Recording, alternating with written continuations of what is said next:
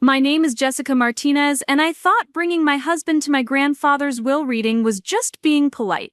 The Sullivan family had been buzzing for weeks about Grandpa Bobby's fortune, the hardware store, the rental properties, the lifetime of savings from a man who never spent a dime on himself. Everyone assumed they knew exactly how that money would be divided. My Uncle Tom had already started talking about expanding his insurance business. My cousin Kevin was planning to quit his job at the factory. My mother Linda was dreaming about finally paying off her mortgage and maybe taking that trip to Ireland she'd been saving for since I was 10. Before we jump back in, tell us where you're tuning in from, and if this story touches you, make sure you're subscribed, because tomorrow, I've saved something extra special for you.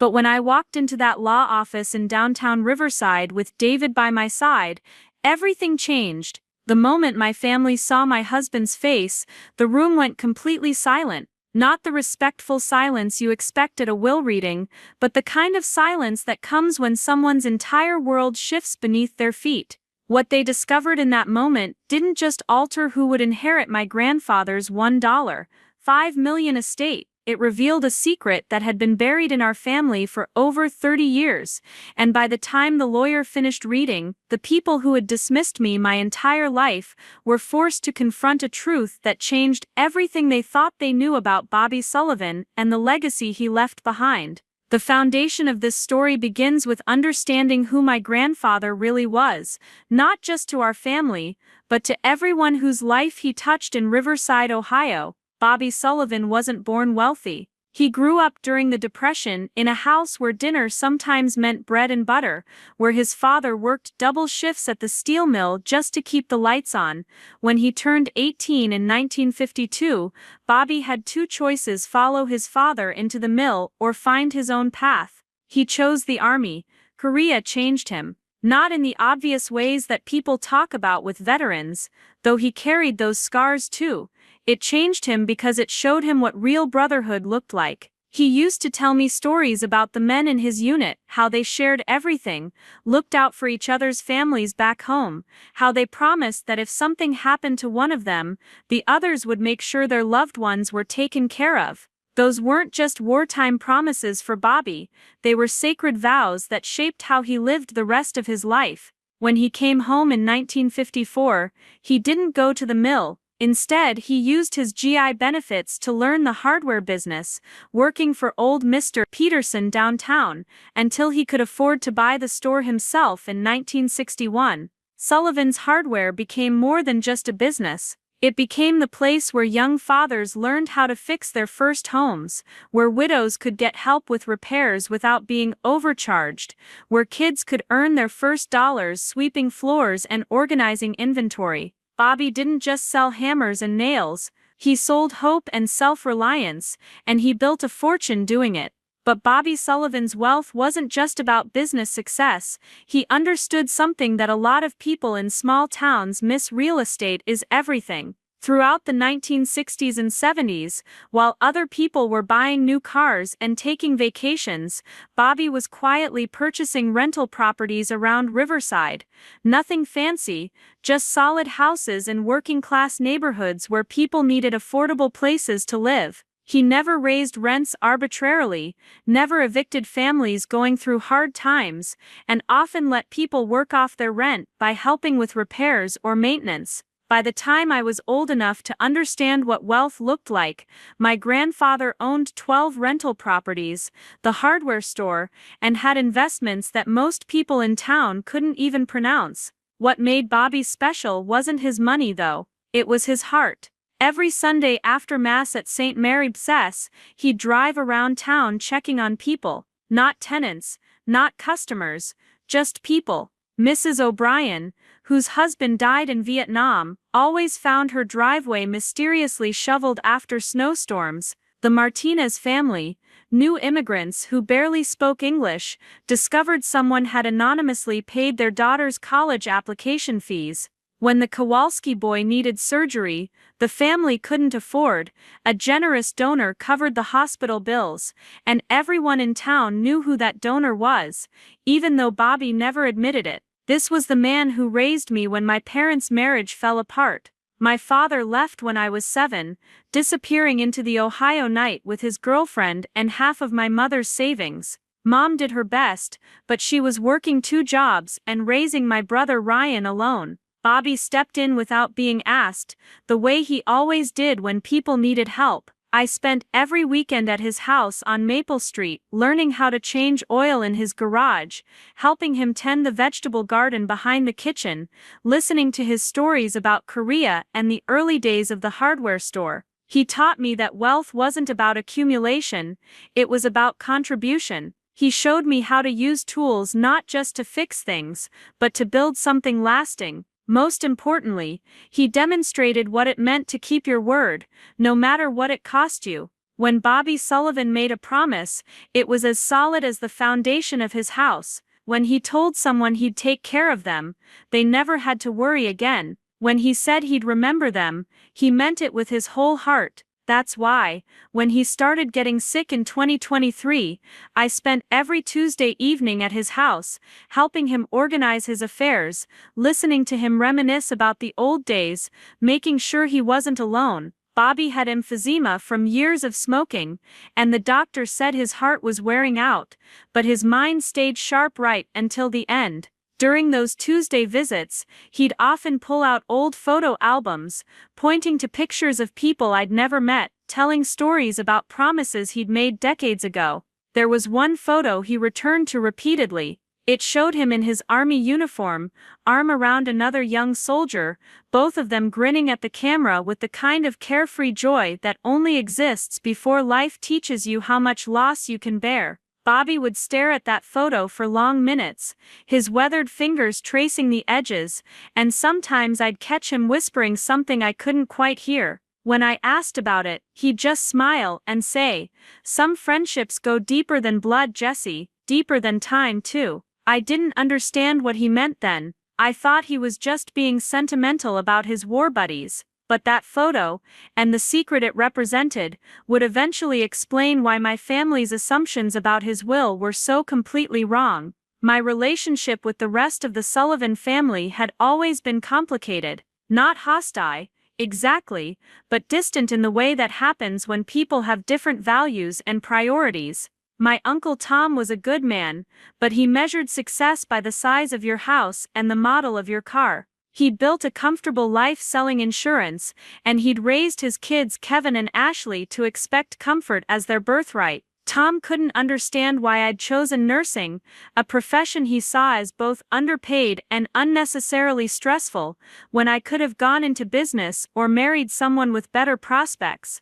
My cousin Kevin, 5 years older than me, had inherited Tom's materialistic streak, but none of his work ethic. Kevin bounced between factory jobs, always convinced that his next opportunity would make him rich without requiring much effort. He'd spent years talking about starting his own construction company, but it never progressed beyond buying expensive tools he rarely used and complaining about his current boss. Kevin saw Bobby's wealth.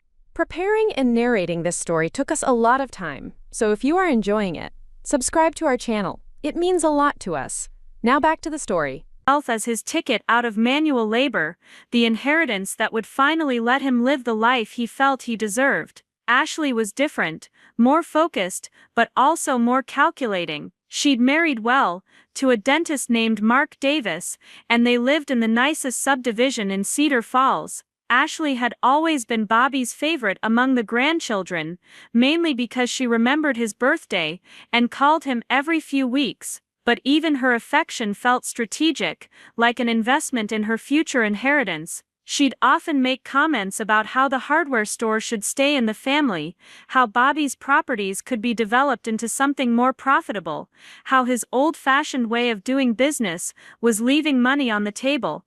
Then there was my brother Ryan, the golden boy who could do no wrong in my mother's eyes, despite doing very little right in his own life. Ryan had Bobby's charm, but none of his integrity. He'd been in and out of trouble since high school, never quite crossing the line into serious crime, but always dancing on the edge. DUIs, unpaid debts, a string of jobs that ended with him quitting or being fired. Mom kept hoping that Bobby's influence would straighten him out, but Bobby was too wise to be fooled by Ryan's occasional shows of remorse and temporary bursts of responsibility. My mother Linda occupied a unique position in this family dynamic. As Bobby's only daughter, she felt entitled to the largest share of his estate, but as someone who'd made questionable choices throughout her life, she worried that he might not see things the same way. Linda had always been jealous of the attention Bobby paid to me, interpreting his interest in my education and career as criticism of her parenting. She couldn't understand that Bobby helped me because I was trying to build something meaningful, not because he thought less of her. The tension around Bobby's will had been building for months before he died. It started with small comments, casual observations about his age and health, that gradually became more pointed discussions about inheritance and family obligations. Tom would stop by the hardware store and make suggestions about modernizing the business, clearly positioning himself as the logical heir to take over operations. Kevin would volunteer for projects around Bobby's house, hoping his grandfather would notice his handiwork and remember it when writing his will. Ashley would bring her children to visit more frequently, ensuring they had relationships with their great-grandfather that might translate into financial benefits later. Everyone assumed they knew how Bobby's mind worked. He was traditional, family-oriented, generous to a fault. Surely he'd divide his estate among his children and grandchildren, probably giving the largest shares to Tom and Linda as his direct descendants, with smaller amounts going to the grandchildren. The hardware store would go to Tom, who had business experience, or maybe to Kevin, who could learn to run it. The rental properties would be sold and the proceeds distributed. It was all so logical, so predictable, so fair according to the conventional wisdom of family inheritance. But they didn't really know Bobby Sullivan. They knew the version of him that showed up at family gatherings, the grandfather who remembered birthdays and handed out $20 bills at Christmas. They didn't know the man who lay awake at night, thinking about promises he'd made 30 years ago, who kept certain photographs in a locked drawer, who understood that family isn't always defined by blood, and that debts of honor don't expire just because time passes. I was the only one who spent real time with Bobby during his final months, which meant I was the only one who witnessed the phone calls. They started coming more frequently in 2024, always in the evening, always when he thought I wasn't listening. Bobby would answer in his formal voice, the one he used for business, but then it would soften into something more intimate, more emotional. He'd talk quietly for 10 or 15 minutes, and afterward, he'd sit in his chair staring out the window with an expression I'd never seen before. When I asked who was calling, he'd just say it was an old friend, someone he'd served with, nothing for me to worry about. The calls seemed to energize him in a way that family visits didn't. After hanging up, he'd spend hours in his basement office, going through old boxes, pulling out documents I'd never seen, making notes in a leather journal he kept locked in his desk drawer. Sometimes I'd hear him talking to himself down there, not the rambling of an old man losing his memory, but focused conversations as if he were working through complex problems that required careful consideration. One evening in May, about 2 months before he died, I came upstairs from the basement to find Bobby sitting at his kitchen table with papers spread everywhere. Legal documents, bank statements, property deeds, photographs, letters yellow with age. He looked up at me with tears in his eyes, but he was smiling. "Jessie," he said, "sometimes doing the right thing takes a long time. Sometimes you have to wait for the right moment, the right circumstances. But when that moment comes, you don't hesitate. You follow through on your promises, no matter what anybody thinks." I asked him what he was talking about, but he just gathered up the papers and patted my hand. "You'll understand soon enough," he said, "and when you do, I hope you'll know that everything I did was about love. Not the easy kind of love, the kind that makes people comfortable, the hard kind, the kind that changes lives." That conversation haunted me for weeks. Bobby was clearly planning something significant enough to make him emotional, but he wasn't ready to share the details.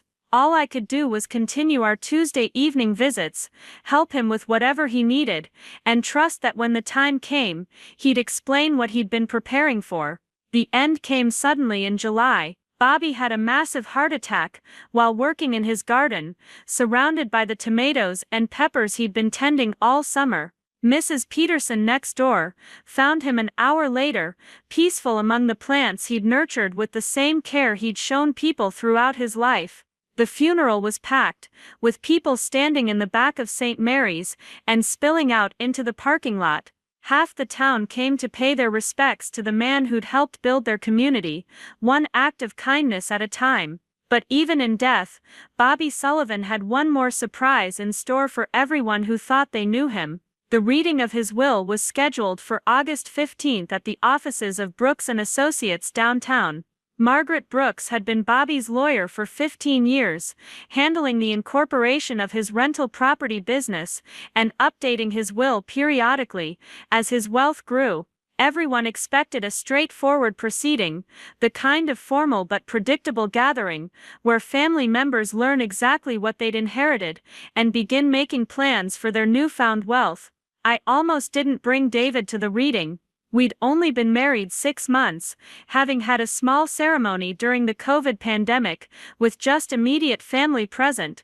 Most of the extended Sullivan clan had never properly met my husband, partly due to the timing of our wedding, and partly because David was naturally quiet around new people. He'd grown up in California, the son of Chinese immigrants, and he sometimes felt out of place in the heavily Irish Catholic environment of Riverside family gatherings. But David insisted on coming with me. "This is about your grandfather," he said. "The man who helped raise you, who meant everything to you. Of course I should be there. I want to support you, and I want to pay my respects to his memory." His quiet certainty convinced me. David had never met Bobby, but he'd heard countless stories about him during our courtship. In many ways, David understood my grandfather better than some of the family members who'd known him for decades, because David recognized the kind of principled, generous man Bobby had been. So on that hot August morning, David and I drove from our apartment in Cedar Falls to downtown Riverside, both of us dressed in our most respectful clothes, both of us expecting to hear about modest inheritances that might help us pay down my student loans, or maybe take a real honeymoon. I was nervous about how the family would react to David's presence, worried they might see it as presumptuous or inappropriate. But David held my hand as we walked into Brooks and Associates, and his calm confidence helped steady my nerves. The law office occupied the second floor of a converted Victorian house, with high ceilings and tall windows that let in the morning light. Margaret Brooks had arranged chairs in a semicircle facing her desk, and family members were already seated when we arrived. Tom and Carol sat in the front row, Tom checking his watch repeatedly, and Carol clutching a tissue, even though she hadn't been particularly close to Bobby. Kevin slouched in his chair, wearing a dress shirt that was too tight and a tie that looked borrowed. Ashley sat perfectly poised next to her husband Mark, both of them looking like they were attending a board meeting rather than a family gathering. My mother Linda had saved seats for Ryan and me, but when she saw David, her expression tightened slightly. It wasn't hostility exactly, but it was clear she hadn't expected him to attend. "Jessica," she said quietly. "I didn't realize David was coming." "He wanted to pay his respects," I replied, settling into the chair next to her. David took the seat beside me, nodding politely to everyone and offering quiet condolences. The family responded with the kind of stilted pleasantries people use when they're being polite, but not particularly welcoming. That's when I noticed the change in the room's atmosphere. It was subtle at first, just an odd tension that seemed to settle over everyone when David sat down. Tom kept glancing over at us, not at me, but specifically at David, with an expression I couldn't quite read.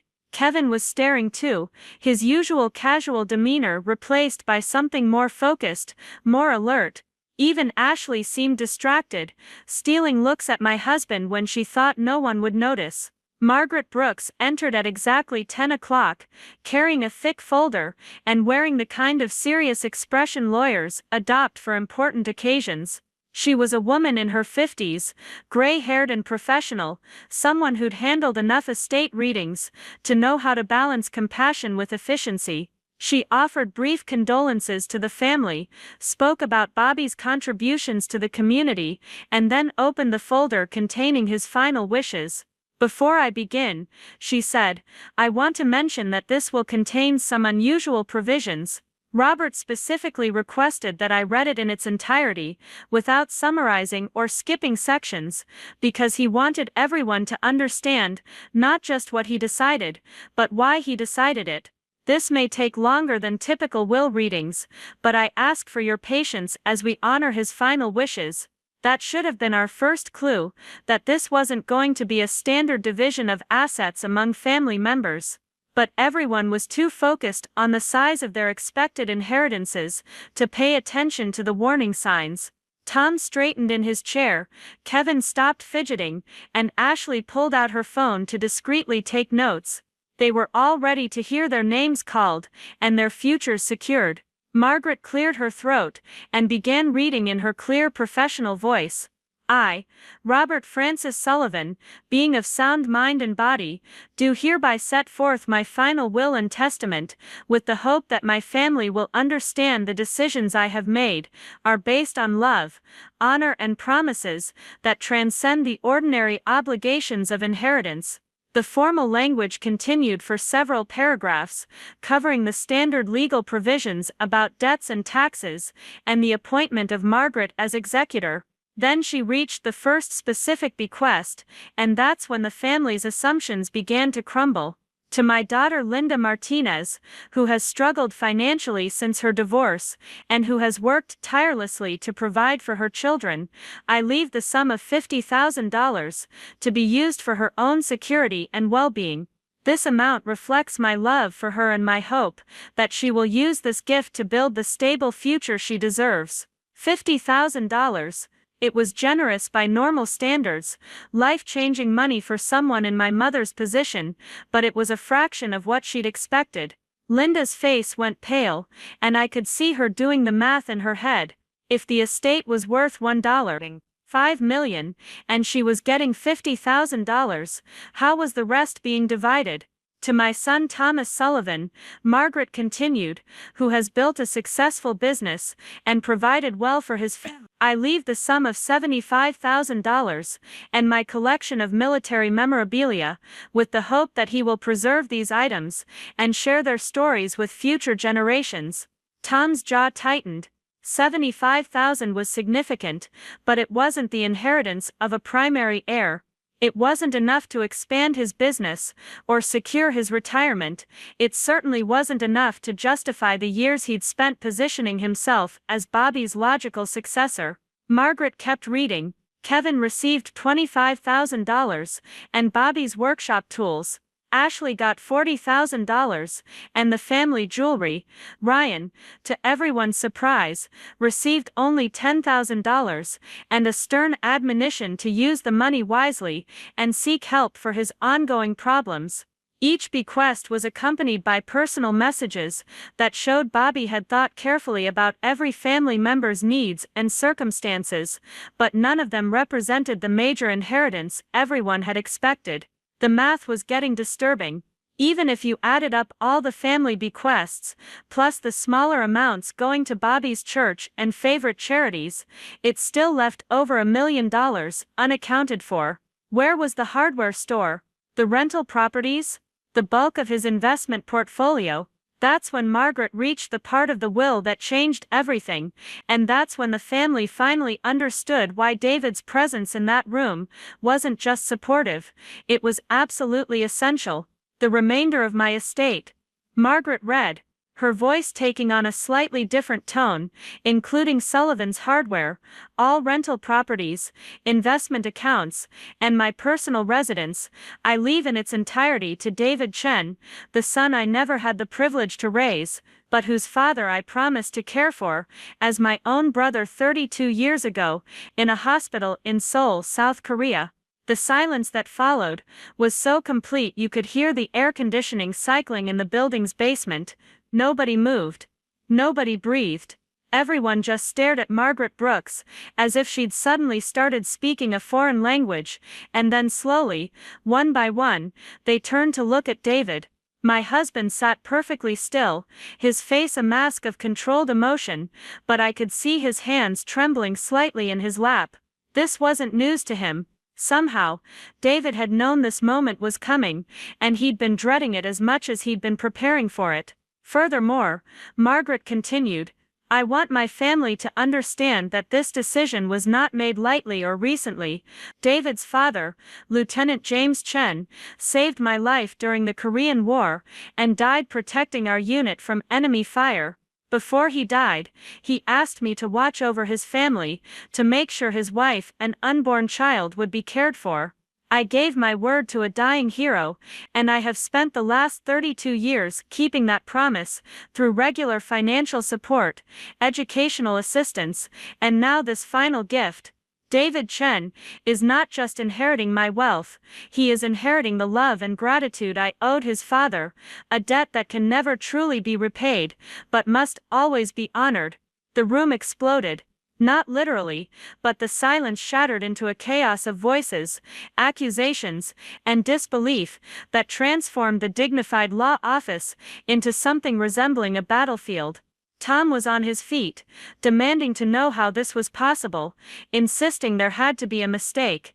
Kevin was shouting about fraud and legal challenges. Ashley was firing questions at Margaret about the validity of the will, the timeline of its creation, the possibility of appealing the decision. But through all the noise and confusion, I was looking at my husband, seeing him with completely new eyes, understanding for the first time that our love story was actually the final chapter of a much longer story that had begun before either of us was born. David Chen wasn't just the man I'd fallen in love with and married. He was the living embodiment of my grandfather's deepest values, the proof that Bobby Sullivan's promises meant more to him than blood relations or family expectations. And as the chaos continued around us, as lawyers were threatened and family bonds were shattered, I realized that this inheritance wasn't just about money, it was about honor, sacrifice, and the kind of love that transcends generations.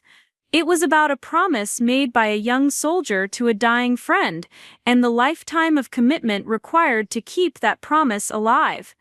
The will reading was far from over, but already I knew that nothing would ever be the same for the Sullivan family. The grandfather we thought we knew had revealed himself to be someone entirely different, someone whose loyalties ran deeper than we'd imagined, and whose definition of family extended far beyond the boundaries we'd assumed. David was about to inherit $1.3 million and become one of the wealthiest young men in Riverside, Ohio. But more than that, he was about to inherit the burden of living up to both his father's heroism and my grandfather's faithfulness, and somehow, looking at his quiet dignity in that room full of chaos, I knew he was ready for both challenges. Parts 2-5 The devastating aftermath and growing isolation. The explosion of voices in Margaret Brooks's office felt like a physical assault. Tom Sullivan's face had turned a deep red that made me worry about his blood pressure, and he was jabbing his finger at David while demanding answers that none of us could provide in that moment. Kevin had knocked over his chair in his haste to stand up, and he was pacing behind the semicircle of seats like a caged animal, muttering curses under his breath, and occasionally stopping to stare at my husband as if he could change reality through sheer force of will. Ashley had her phone out and was frantically typing, probably researching inheritance law or looking up attorneys who specialized in will contests. Her husband Mark sat frozen beside her, clearly uncomfortable with the family drama unfolding around him but unsure how to extract himself from the situation. My mother Linda hadn't moved from her chair, but tears were streaming down her face, not tears of grief but tears of shock, and what I was beginning to recognize as profound betrayal. "This is impossible," Tom kept saying, his voice getting louder with each repetition. "Dad would never do this to his own family. He loved us, he raised us, we're his children, his grandchildren. This makes no sense. Margaret Brooks remained professionally calm throughout the outburst, but I could see the tension in her shoulders as she waited for the family to compose themselves enough to continue. She'd obviously expected this reaction, which meant she'd known about the contents of Bobby's will for some time. How long had she been keeping this secret? How many conversations had she had with my grandfather about his unusual decision to leave everything to David? I understand this is shocking, Margaret said once the volume of complaints had decreased slightly, but I assure you that this will was executed properly, with full legal authority, and Robert was completely competent when he made these decisions. I have documentation of multiple conversations we had over the past 2 years as he refined these provisions. 2 years, Bobby had been planning this for 2 years, which meant he'd started making these arrangements shortly after David and I began dating seriously. That realization hit me like a physical blow because it suggested that my grandfather's decision wasn't just about honoring his old promise to David's father. It was also about welcoming David into our family in the most profound way possible by making him the primary inheritor of everything Bobby had built. But the family wasn't interested in the emotional or historical context of Bobby's decision. They wanted to know about legal challenges, about the possibility that the will could be overturned, about whether David had somehow manipulated an elderly man into changing his inheritance plans. The accusations started flying fast and furious, each family member contributing their own theory about what had really happened. Kevin was convinced that David had taken advantage of Bobby's loneliness and declining health to insert himself into the will. He's been playing some kind of long game, Kevin insisted, pointing at David with undisguised hostility. Marrying Jessica to get close to the family, probably researching Bobby's finances, figuring out how to cash in. This whole Korean War story is probably made up. Ashley was more measured in her approach, but no less determined to find flaws in the inheritance. We need to see documentation, she said to Margaret. Birth certificates, military records, proof that this James Chen actually existed and actually served with our grandfather. We need to verify every claim made in this will before any assets are transferred. Tom took a different angle, focusing on Bobby's mental state during his final years. Dad had emphysema, he was on medication, he wasn't thinking clearly. Anyone could see that he was becoming forgetful and confused. This David person obviously took advantage of an sick old man, probably convinced him to change his will when he wasn't competent to make such a major decision. The cruelest attack came from Ryan, who had been silent during the initial explosion but finally spoke up with the kind of vicious clarity that only comes from years of disappointment and resentment. Jessica's known about this the whole time, he said, his voice cutting through the other arguments. She's been playing us all, pretending to be the devoted granddaughter while she and her husband worked together to steal our inheritance.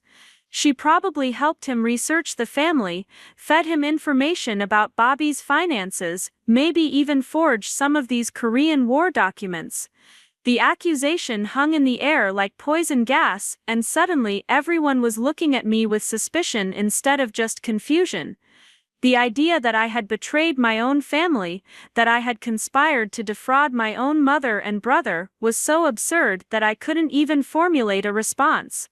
But silence in that moment looked like guilt, and I could see doubt creeping into even Linda's expression as she tried to reconcile her knowledge of me with Ryan's ugly suggestion. David finally spoke, his voice quiet but clear enough to cut through the chaos. "I never met your grandfather," he said, addressing the room but looking directly at Tom. "I never spoke to him, never visited his house, never had any contact with him at all. Jessica and I have been together for 2 years, married for 6 months, and in all that time I met Bobby Sullivan exactly never. So whatever you think I did to influence his decision, it didn't happen through any personal interaction between us." The simple truth of David's statement should have deflated some of the conspiracy theories, but instead it seemed to make the family angrier. If David hadn't manipulated Bobby directly, then the Korean War connection had to be fabricated, which meant the entire will was based on fraudulent premises. The accusations shifted from personal manipulation to documentary fraud, with family members demanding to see military records, death certificates, and correspondence that would prove the relationship between James Chen and Bobby Sullivan. Margaret Brooks had apparently anticipated these demands because she pulled out a second folder, this one even thicker than the first. Robert provided extensive documentation to support the claims made in his will, she said. I have copies of military service records for both Robert Sullivan and James Chen, casualty reports from the Korean conflict, letters of commendation, even some personal correspondence between the two men before James was killed in action. She began spreading documents across her desk, creating a paper trail that stretched back over 70 years. Military identification cards with photographs of young men who looked nothing like the aged grandfather I remembered or the husband sitting beside me, but whose names and service numbers matched the claims in the will. Battle reports that described the engagement where James Chen died protecting his unit, including specific testimony from Robert Sullivan about his fellow soldiers' heroism and sacrifice. Most compelling were the personal letters, handwritten notes between Bobby and James during their service, casual communications between friends who had found brotherhood in the brutal circumstances of war. The handwriting in those letters matched samples of Bobby's writing that the family recognized, and the tone of the correspondence revealed a depth of friendship that none of us had suspected existed. But perhaps the most devastating piece of evidence was a photograph that Margaret pulled from the bottom of the stack. It showed two soldiers in Korean War uniforms, arms around each other's shoulders, smiling at the camera with the kind of unguarded joy that only exists in moments of perfect friendship. One of the soldiers was clearly recognizable as a young Bobby Sullivan, despite the decades that separated that photograph from the grandfather we remembered. The other soldier was Asian, with features that strongly resembled David, and written on the back of the photograph in Bobby's distinctive handwriting were the words Jimmy Chen and Bobby Sullivan, Seoul 1952. Brothers forever. The photograph circulated around the room in stunned silence, each family member staring at concrete proof that the Korean War connection wasn't fabricated or exaggerated. Bobby Sullivan and James Chen had indeed been close friends, close enough to make the kind of promises that Bobby had apparently kept for the next 32 years. The soldier in that photograph looked enough like David to make their family relationship undeniable, and the genuine affection visible between the two men explained why Bobby had felt obligated to honor his commitment to James's family. But rather than accepting the evidence and beginning to process the emotional reality of Bobby's decision, the family doubled down on their outrage and disbelief. The existence of the Korean War friendship didn't justify disinheriting his own children and grandchildren. The promise to care for James Chen's family didn't require leaving them the entire estate. There had to be other options, more reasonable ways to honor the commitment without destroying the financial future of Bobby's biological relatives. Tom was the most vocal in expressing this perspective. I don't care if this James Chen saved Dad's life 20 times over, he said, his voice shaking with emotion. We're his family, we're his blood. We're the people who lived with him, loved him, took care of him when he got sick. This David person is a complete stranger who just happens to be related to someone Dad knew 70 years ago. How does that give him more right to Dad's estate than his own children? It was a fair question, and one that Margaret Brooks seemed prepared to answer with additional documentation from Bobby's will. She opened a third folder and began reading what appeared to be a lengthy personal letter that Bobby had written to explain his decision to the family. I know that my choice to leave the majority of my estate to David Chen will seem incomprehensible and hurtful to my children and grandchildren. Margaret read in Bobby's words. Please understand that this decision was not made in anger, disappointment, or preference for David over my biological family.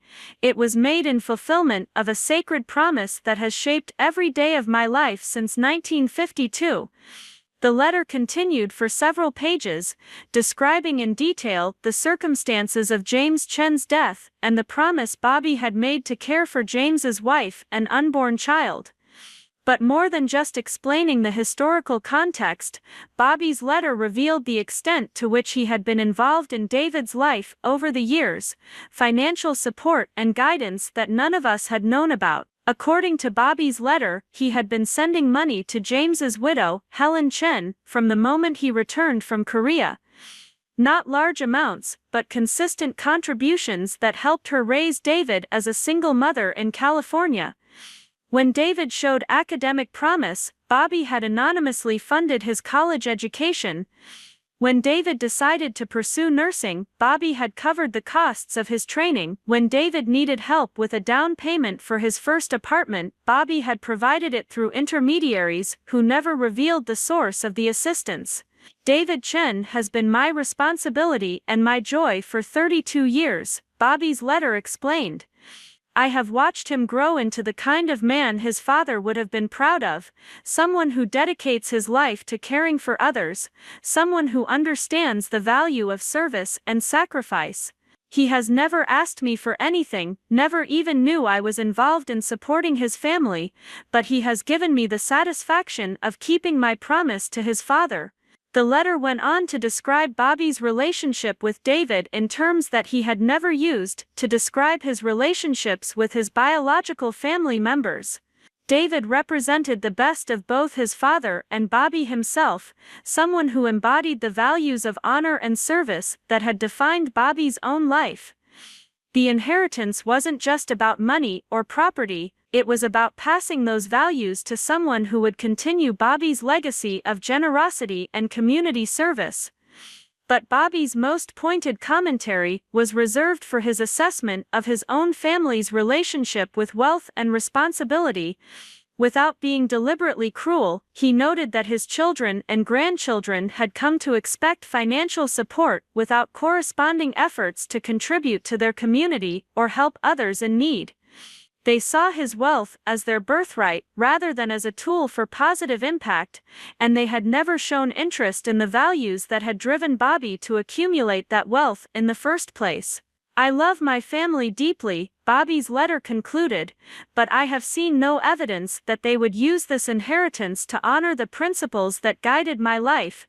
They would spend it on themselves, improve their own circumstances, and forget the obligations that come with wealth. David Chen, through his choice to become a nurse and his commitment to helping others, has already demonstrated the character that would make him a worthy steward of everything I have built.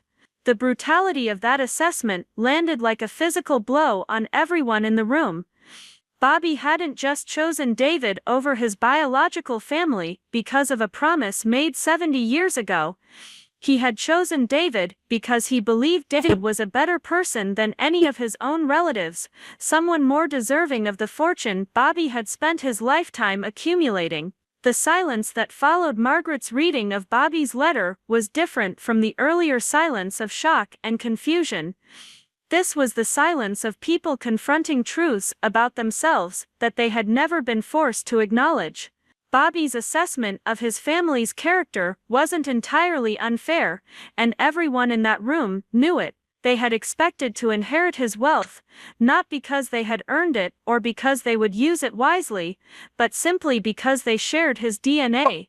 But knowing that Bobby's assessment contained elements of truth didn't make it less painful or less infuriating.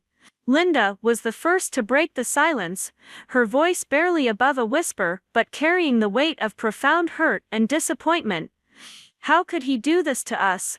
she asked, not addressing anyone in particular but speaking to the room as a whole. "How could he pretend to love us for all these years while secretly planning to give everything away to someone we've never even met?"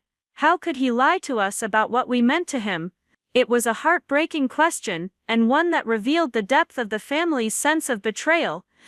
They hadn't just lost an expected inheritance.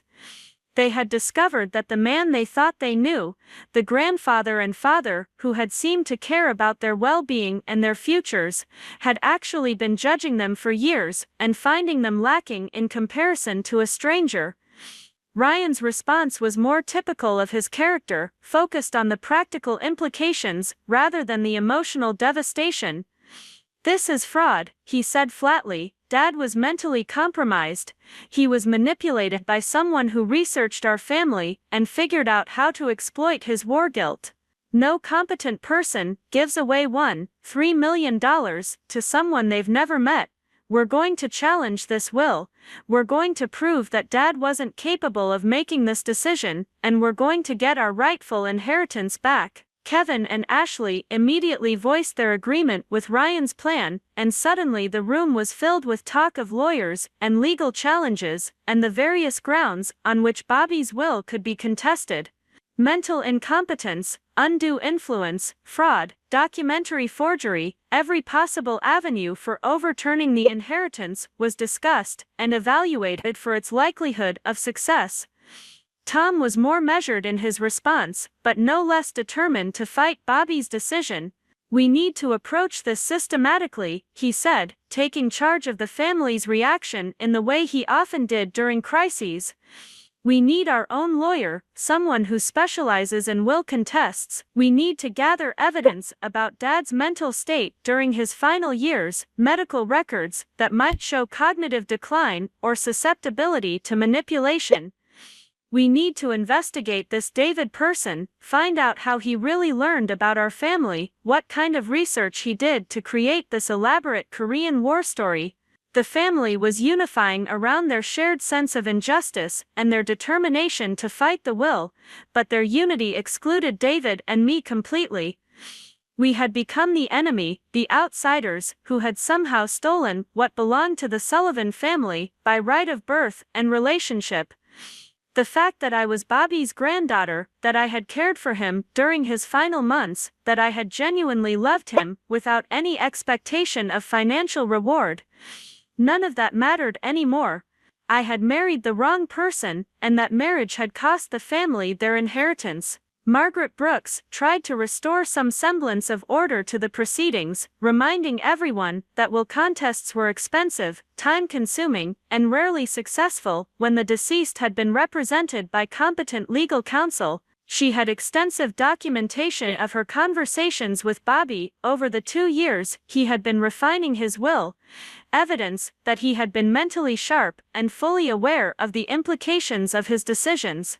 The military records supporting David's family connection were authentic and verifiable through official government sources. Any legal challenge would have to overcome substantial evidence that Bobby's will represented his true wishes, made with full knowledge and legal capacity. But the family was beyond listening to legal advice that didn't support their predetermined conclusion that the will must be invalid. They were convinced that Bobby's decision was so fundamentally wrong, so contrary to basic human nature and family loyalty, that there had to be some explanation other than his genuine choice to honor a 70-year-old promise. The meeting finally ended when Tom announced that the family would be retaining their own legal counsel, and that no assets should be transferred to David until the validity of the will had been thoroughly investigated.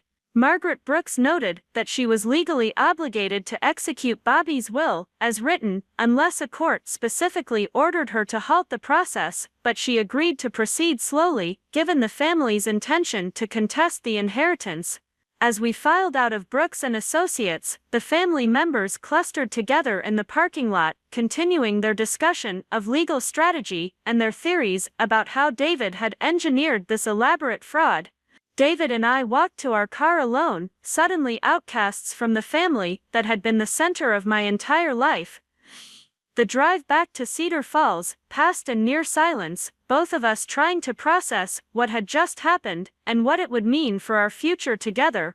David was now one of the wealthiest people in Riverside, but that wealth came with the burden of a family's hatred and the weight of expectations that neither of us fully understood yet. I was Bobby's granddaughter, but I was also married to the person the family blamed for destroying their financial security. "Did you know?" I finally asked, as we pulled into our apartment complex. "Did you know about your father and Bobby, about the promise, about any of this?" David was quiet for a long time, staring out the windshield at the modest building where we lived, probably thinking about the mansion and properties he had just inherited. When he finally spoke, his voice was heavy with emotions I couldn't quite identify. "I knew some of it," he admitted. "Not about the will, not about the inheritance, but I knew that someone had been helping my mother and me over the years. Anonymous gifts, scholarships that didn't quite make sense, help that came at exactly the right moments. My mother always said we had a guardian angel, someone my father had asked to watch over us before he died." He paused, turning to look at me directly. "When you started talking about your grandfather, about Bobby Sullivan, who had served in Korea, I began to suspect there might be a connection. The timing was right, the location was right, and some of the stories you told me about his character matched what my mother had said about the person who was helping us. But I never imagined this, Jessica. I never imagined that he would leave us everything he'd built." The revelation that David had suspected a connection between Bobby and his family but had never mentioned it to me felt like another betrayal in a day that was already overflowing with them. We had been together for 2 years, married for 6 months, and he had kept this significant possibility secret from me throughout our entire relationship. "Why didn't you tell me?" I asked, not able to keep the hurt out of my voice. "Why didn't you say something about thinking there might be a connection?" David's answer revealed the depth of the ethical complexity he had been navigating without any guidance or support. "Because I was afraid," he said simply. "I was afraid that if there was a connection, it would change everything between us. I was afraid that you would think I was using you to get close to your grandfather, that our relationship was somehow calculated or dishonest. I was afraid that if I brought it up, and I was wrong, it would create suspicion and doubt for no reason.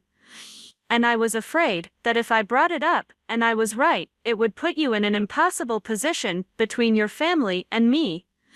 His fears had turned out to be prophetic. The connection between Bobby and his father had indeed changed everything, and it had absolutely put me in an impossible position between my family and my husband. But his decision to keep his suspicions secret meant that I was facing this crisis without having had any time to prepare for it, emotionally or practically. We sat in the car for another hour, talking through the implications of what had happened and what would happen next. The family would contest the will, which meant months, or possibly years, of legal battles that would consume Bobby's estate in attorney fees and court costs. Our marriage would be subjected to intense scrutiny as the family tried to prove that David had manipulated me into providing information About Bobby's finances and health. Every conversation we had ever had about my grandfather would be analyzed for evidence of the conspiracy the family was convinced had taken place. But beyond the legal and practical challenges, we were facing the complete destruction of my relationships with my family. My mother, my brother, my uncle, my cousins, they all now saw me as a traitor who had helped a stranger steal their inheritance.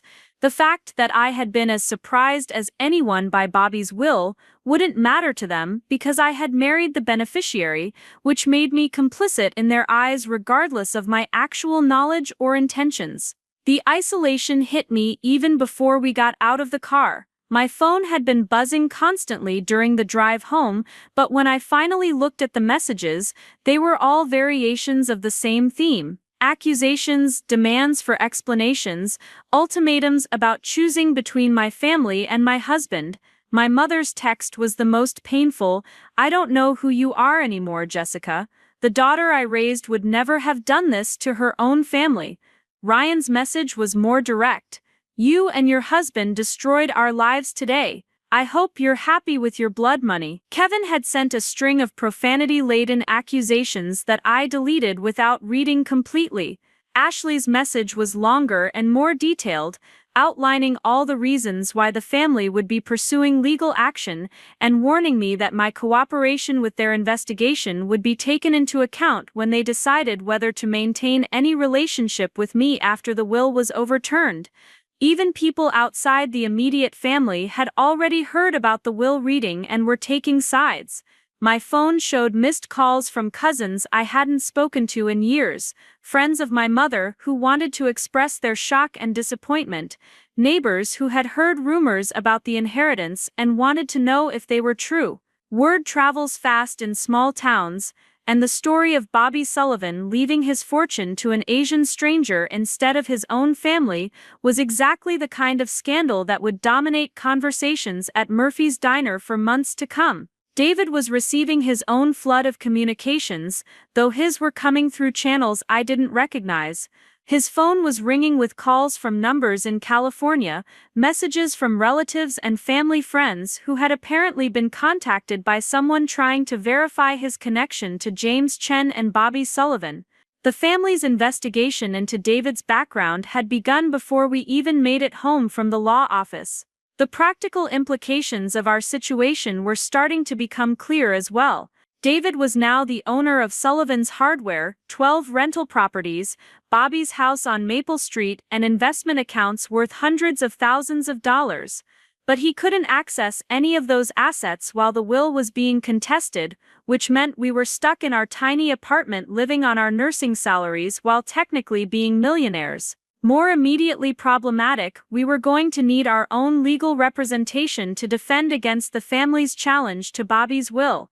Estate litigation was expensive, and we didn't have the resources to match what the combined Sullivan family could afford to spend on trying to overturn the inheritance. The irony of being unable to afford to defend our right to inherit a fortune was not lost on either of us, but the most difficult challenge was the emotional devastation of losing my family over circumstances that neither David nor I had created or anticipated. I had spent my entire life as part of the Sullivan clan, defined by those relationships and that shared history.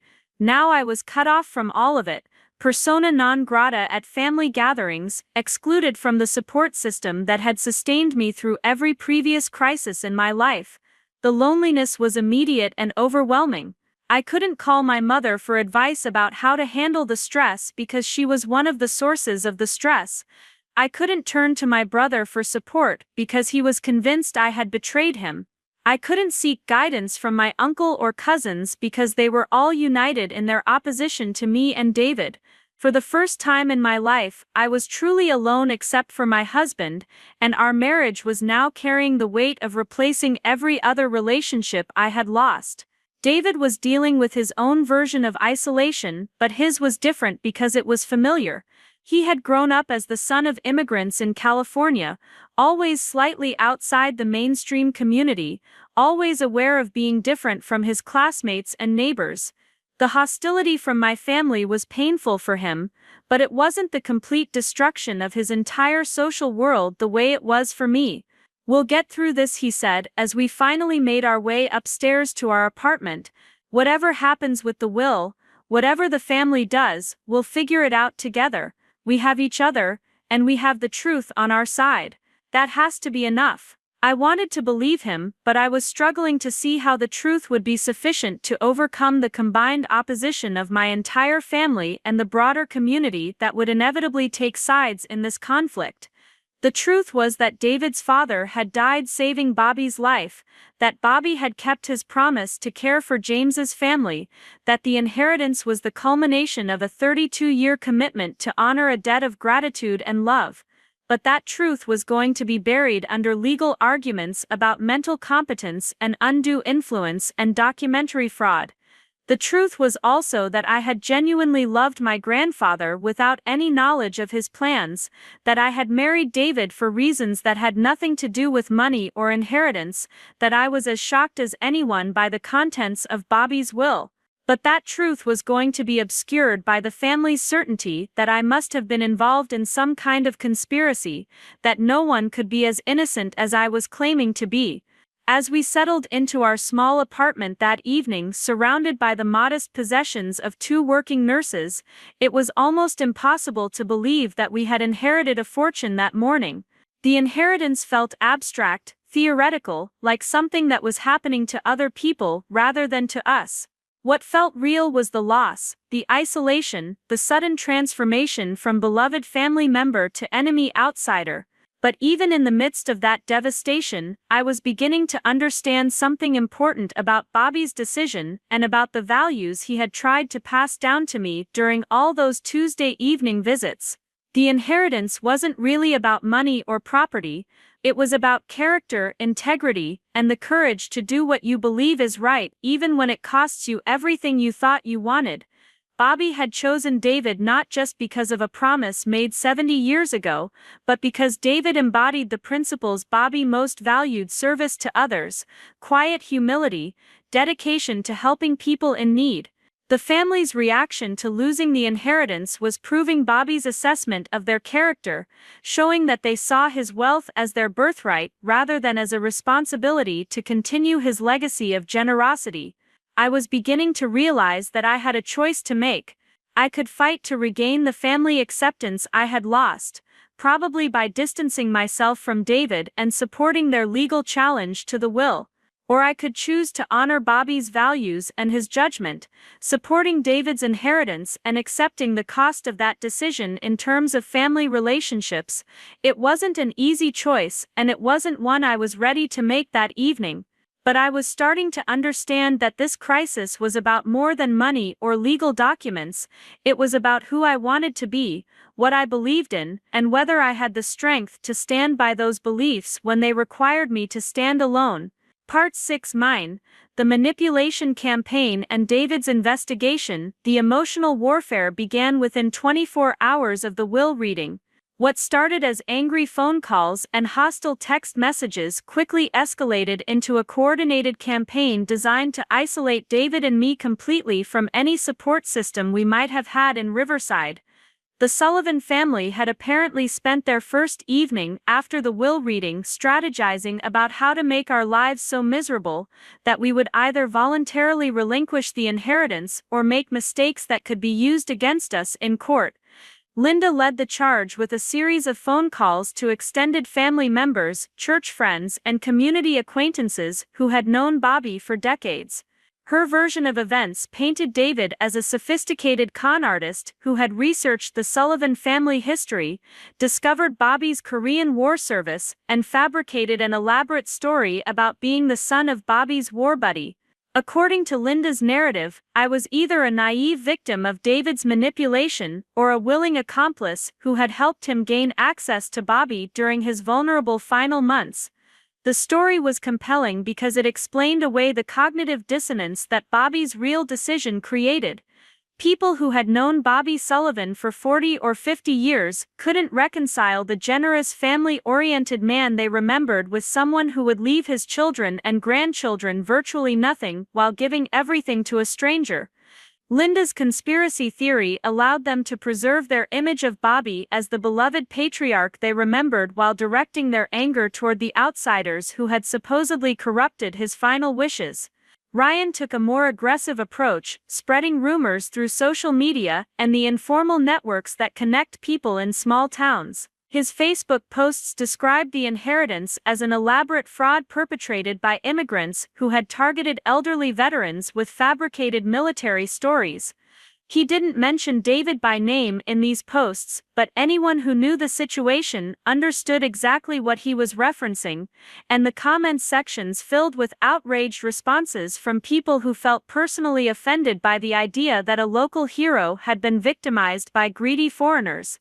The racial undertones of the family's campaign became more explicit as the days passed. Conversations at Murphy's Diner and the hardware store increasingly focused on how outsiders were taking advantage of honest Americans, how people who didn't understand local values were destroying families for money. David's Chinese heritage became a focal point for resentment that had nothing to do with the actual circumstances of Bobby's will, but everything to do with deeper anxieties about change and belonging in a community that had remained predominantly white and culturally homogeneous for generations.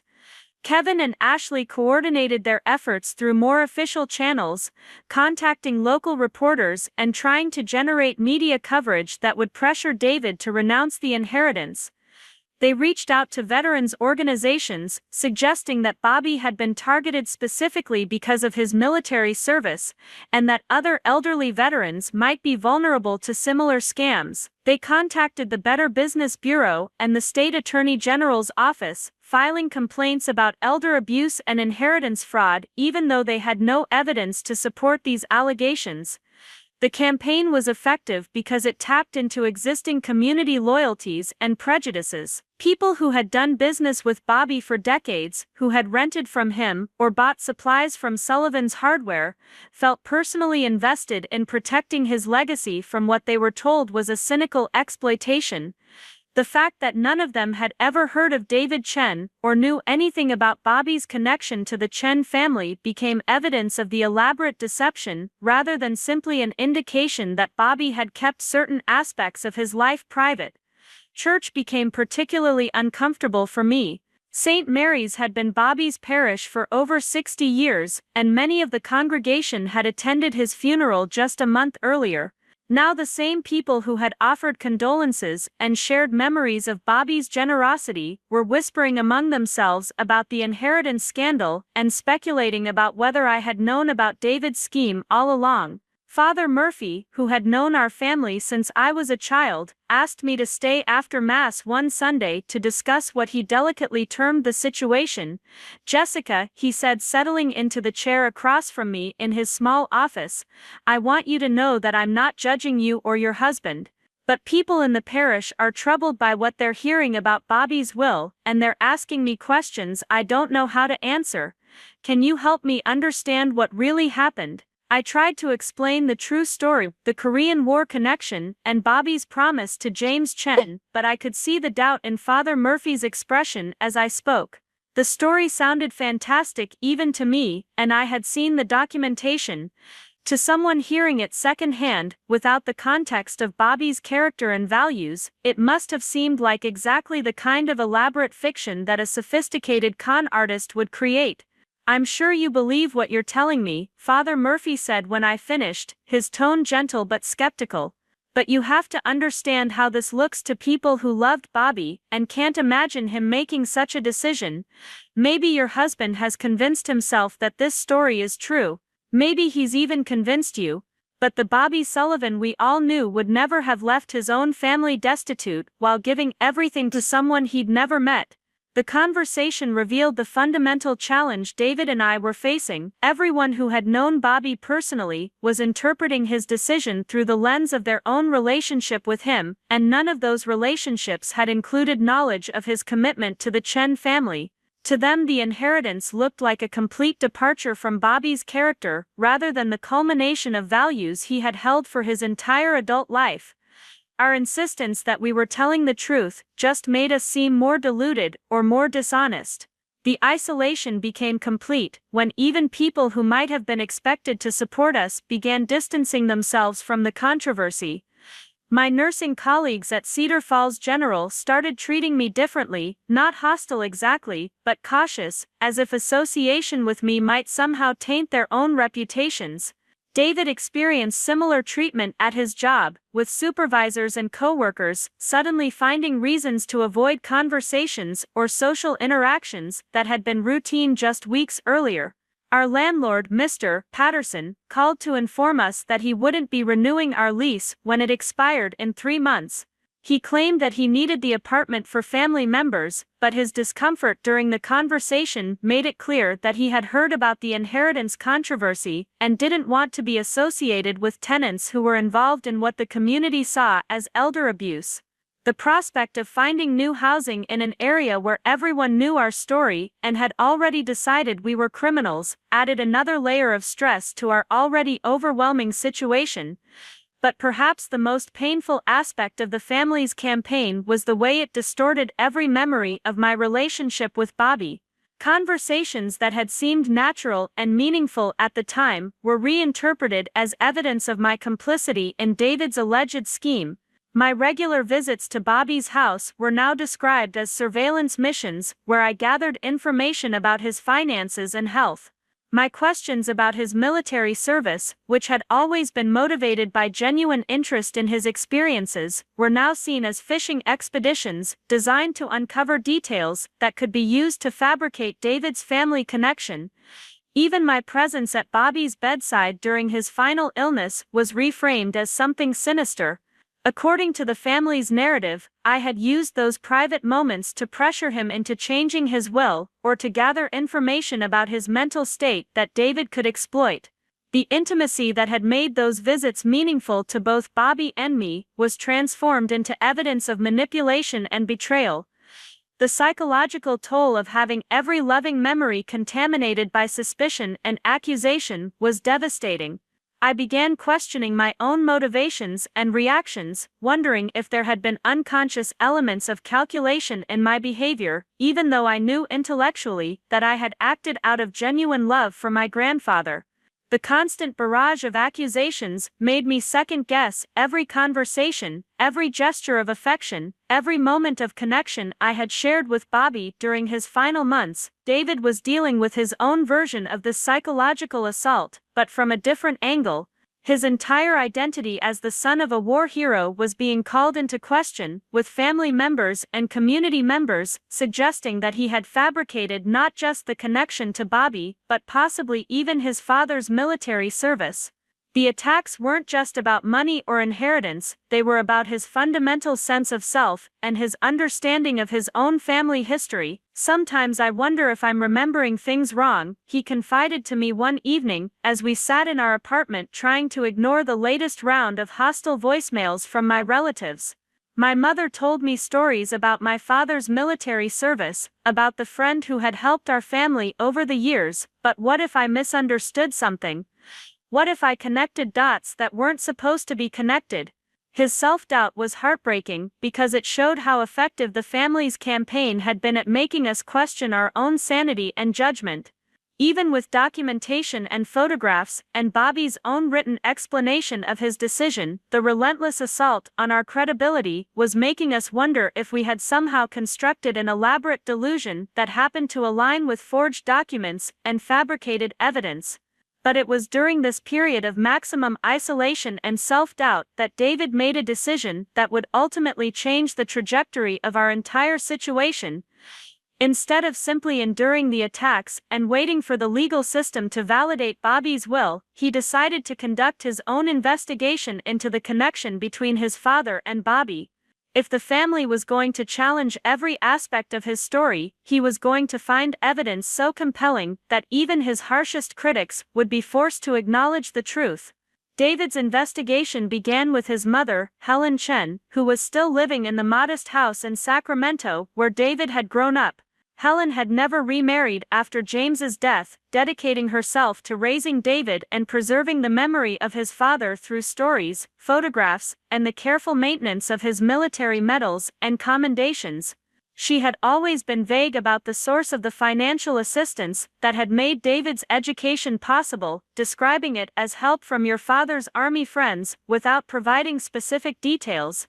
When David called to tell her about Bobby's will and the family's accusations of fraud, Helen was quiet for a long time before responding. "I wondered when this day would come," she finally said. "Bobby Sullivan was the most honorable man I ever knew, and I've been expecting him to do something like this ever since you told me you were getting married to his granddaughter.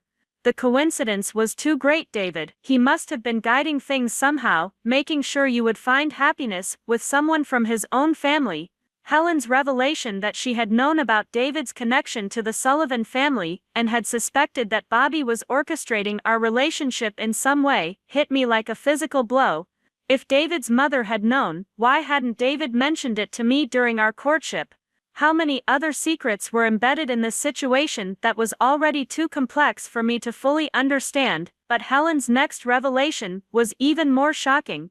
She had maintained correspondence with Bobby throughout David's childhood and young adulthood, not frequent letters, but annual updates about David's progress in school, his career choices, and his personal milestones. She had sent Bobby photographs of David's graduation from nursing school, copies of commendations David had received at work, even a wedding announcement when David and I got married. Bobby hadn't just been providing financial support from a distance, he had been intimately involved in David's life, through Helen's regular reports. He asked me never to tell David about our correspondence, Helen explained during a phone call that David put on speaker so I could listen. He said it was important that David make his own way in the world, that he shouldn't feel burdened by obligations to someone he'd never met. But Bobby wanted to know everything about David's life, and he was so proud of the man David became. He used to write back and tell me that David was just like his father, someone who dedicated his life to helping others. Helen agreed to send us copies of the letters Bobby had written to her over the years, correspondence that would provide concrete evidence of the relationship between the two families, and Bobby's long-term commitment to David's welfare. But more importantly, she offered to come to Ohio to testify on David's behalf if the legal challenge to the will proceeded to court. At 78 years old, Helen Chen had never traveled further from California than Nevada, but she was prepared to cross the country to defend her late husband's honor and her son's inheritance. The letters, when they arrived by overnight mail, were devastating evidence of the depth of Bobby's commitment to the Chen family. Written over a span of 30 years, they documented not just financial transactions, but emotional investment. Bobby wrote about his pride in David's academic achievements, his admiration for David's choice to become a nurse, his excitement about David's marriage to my granddaughter Jessica, who reminds me so much of the young nurses who took care of us in Korea. One letter, dated just 6 months before Bobby's death, was particularly revealing. Helen, Bobby had written, "I'm getting old, and I know my time is getting short. I want you to know that taking care of you and David has been the greatest privilege of my life, the way I've honored Jimmy's memory every day since he died saving our unit. David has grown into exactly the kind of man Jimmy would have been, and I couldn't be prouder if he were my own son. When I'm gone, he'll inherit everything I've built, not because I don't love my own family, but because he's the one who will use it the way Jimmy would have wanted, to help people and make the world a better place." The letters also revealed details about Bobby's decision-making process that hadn't been included in his will. He had agonized over the impact his choice would have on his biological family, but he had ultimately concluded that leaving them wealthy would not improve their characters or their contributions to society. He had observed their relationship with money over the years, noting their tendency to spend rather than save, to consume rather than contribute, to take rather than give. "I've watched Tom and Linda and the grandchildren for decades," Bobby wrote in one letter, "and I've never seen them help anyone who couldn't help them in return. They see wealth as something to be enjoyed, rather than as a responsibility to be honored. David understands service in a way they never have, and he'll use this inheritance to continue the work Jimmy and I started in Korea, taking care of people who need help."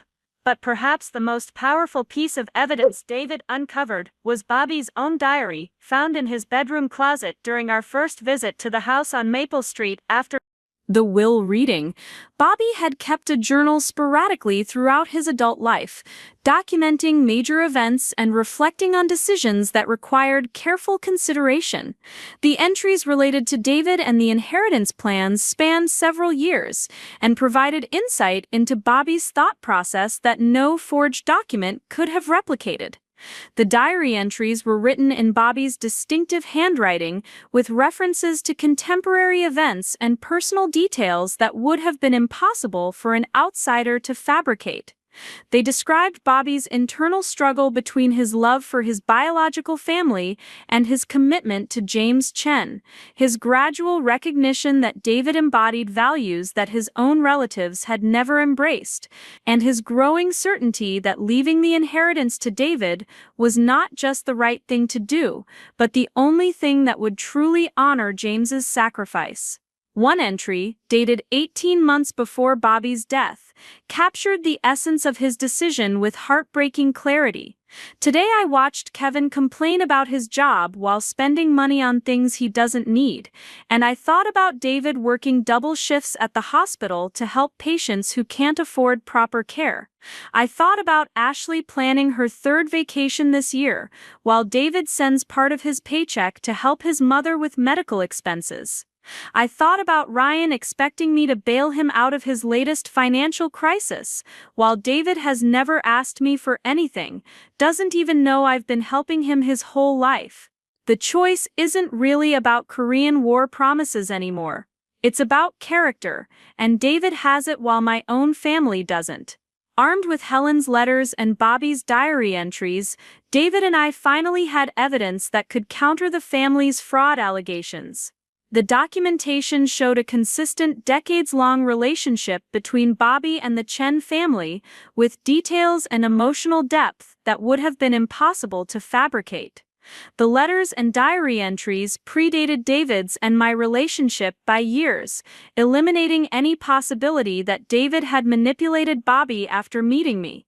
But David wasn't satisfied with defensive evidence that merely proved he hadn't committed fraud.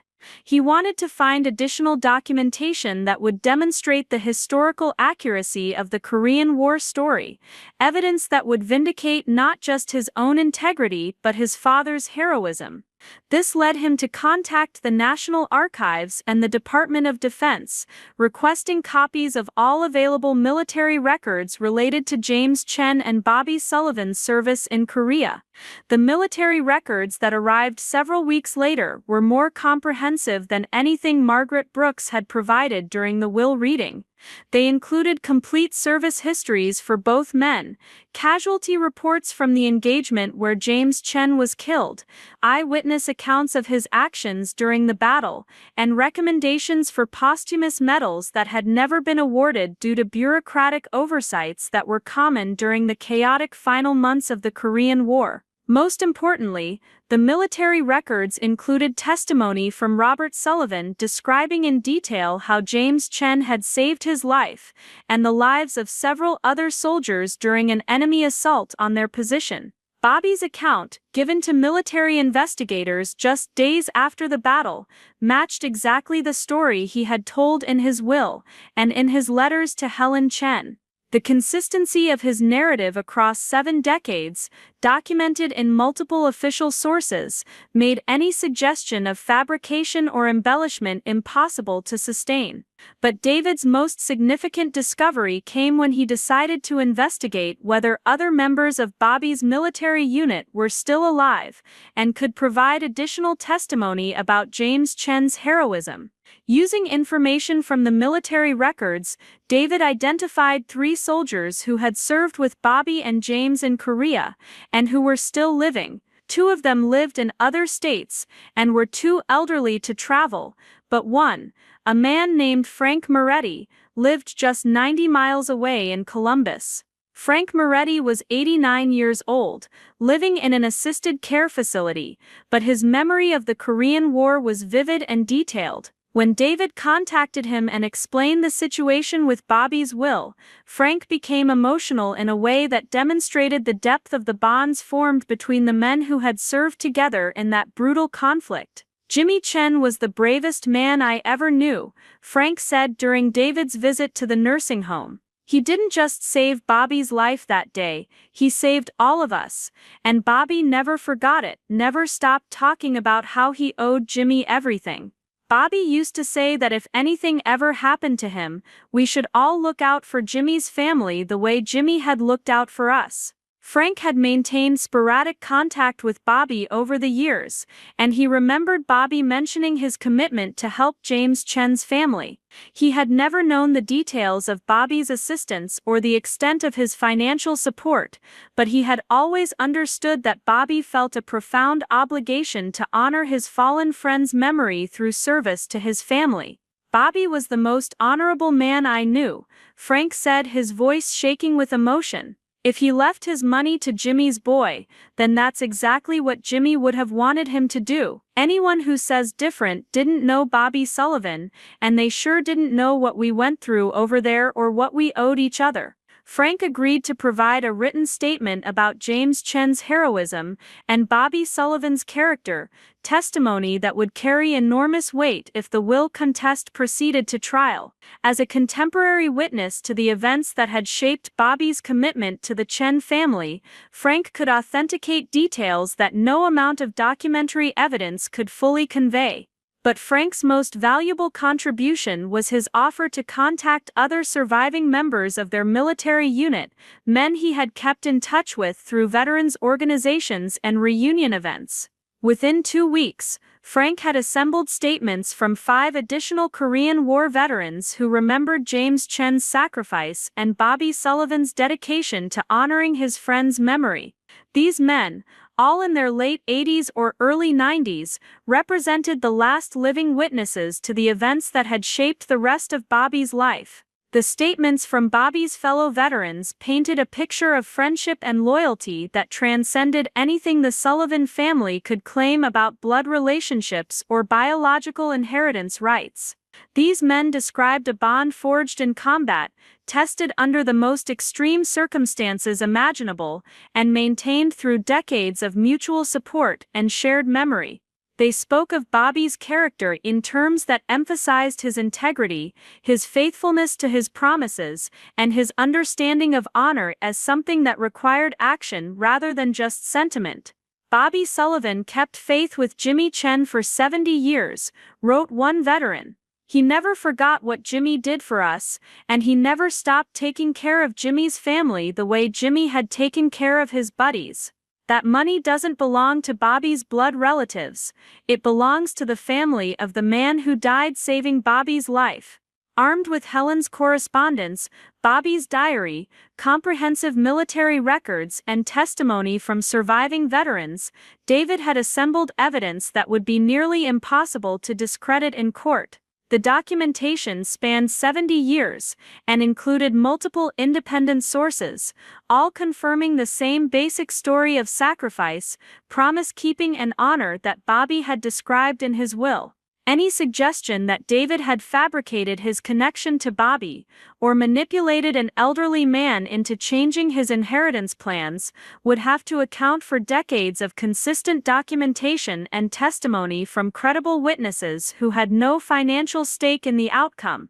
But perhaps the most powerful evidence David discovered was something that couldn't be documented or verified through official channels: the profound similarity between his own character and values and those that Bobby had exhibited throughout his life. Both men had chosen careers in service to others, both had demonstrated quiet integrity in their personal relationships, and both had shown the kind of selflessness that prioritizes helping others over accumulating wealth for themselves. The inheritance wasn't just about honoring a promise made 70 years ago in Korea. It was about recognizing character, rewarding virtue, and ensuring that Bobby's legacy of generosity and service would continue through someone who embodied those same values. The Sullivan family's reaction to losing the inheritance had revealed their own priorities and character, proving Bobby's assessment that they saw wealth as an entitlement rather than as a responsibility. As David compiled his evidence and prepared for the legal battle that was certain to come, I was forced to confront the fundamental question that had been haunting me since the will reading. Was I going to stand by my husband and support his inheritance, even if it meant permanent estrangement from my biological family, or was I going to try to maintain family relationships by distancing myself from David and supporting their challenge to Bobby's will? The choice wasn't just about money or legal documents, it was about what I believed in, what kind of person I wanted to be, and whether I had the courage to honor Bobby's values even when doing so required me to stand against everyone else I had ever loved. The evidence David had gathered made it clear that the inheritance was legitimate and that Bobby's decision had been based on decades of careful consideration. But knowing that Bobby was right didn't make it easier to accept the complete destruction of my family relationships. The investigation phase was drawing to a close, and soon we would have to present our evidence in court and defend our right to inherit Bobby's fortune. But regardless of what the legal system decided, I knew that the real battle was already over. Bobby had chosen David not just because of a promise, but because David was the kind of person who would use wealth to help others rather than just to help himself. The family's reaction to that choice had proven Bobby's assessment of their character, and now I had to decide whether I would prove his assessment of mine. Parts 10-14. The final confrontation and resolution. The courthouse in downtown Riverside had never seen a case quite like Sullivan versus Chen. By the time the trial date arrived in November, 6 months after Bobby's death, the entire community had chosen sides in what had become less about legal inheritance and more about fundamental questions of loyalty, honor, and what family really means. The courtroom was packed beyond capacity, with people standing along the walls and spilling out into the hallway, all of them eager to witness the final chapter of a story that had consumed the town's attention for months.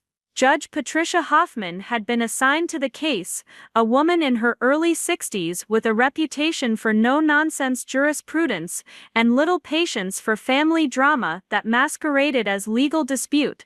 She had reviewed all the preliminary filings and evidence submissions, and her opening remarks made it clear that she understood this case would be decided on facts and law rather than emotion and community sentiment.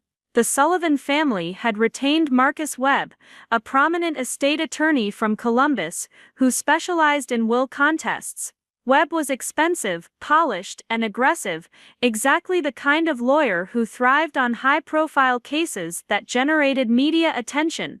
His opening statement painted Bobby's will as the tragic result of elder abuse, a sophisticated fraud perpetrated by David Chen with Jessica's complicit assistance, designed to steal an inheritance from Bobby's rightful heirs through fabricated military connections and manufactured emotional manipulation.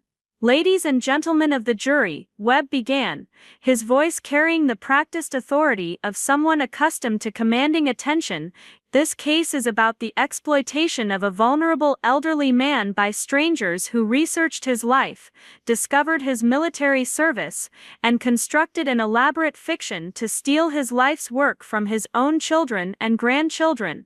The evidence will show that Robert Sullivan was suffering from declining mental capacity, that he was isolated from his family during his final months, and that he was systematically manipulated into believing stories that have no basis in historical fact." Webb's strategy was clear from his opening statement. He would challenge every aspect of David's connection to Bobby, questioning the authenticity of military records, the legitimacy of correspondence between Bobby and Helen Chen, and the mental competence of Bobby during the period when he revised his will. Webb promised to prove that David had researched Bobby's military service, fabricated documents supporting the James Chen connection, and used Jessica as an unwitting accomplice to gain access to Bobby's home and financial information.